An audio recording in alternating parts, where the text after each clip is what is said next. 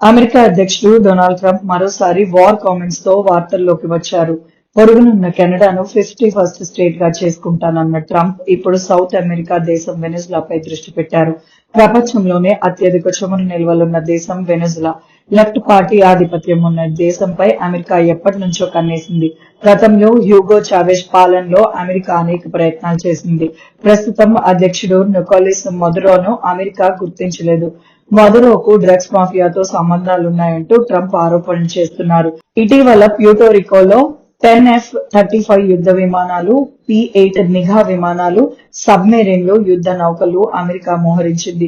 సుమారు 6,700 మంది సైనికులు సిద్ధంగా ఉన్నట్లు సమాచారం. పైకి డ్రగ్స్ ముఠాలపై చర్యలు చెబుతున్నా అసలు కన్ను వెనెజులా చమురుపైనేనని విశ్లేషకులు అంటున్నారు. మదురో మాత్రం ఇది మా దేశం ఎదుర్కొన్న అతిపెద్ద ముప్పు అని తీవ్రంగా స్పందించారు. ఇప్పటికే అమెరికా డ్రగ్స్ బోట్ పేరుతో ఒక బోట్ ను ముంచేసి 11 మందిని చంపిన ఘటనతో అలజడి మరింత పెరిగింది.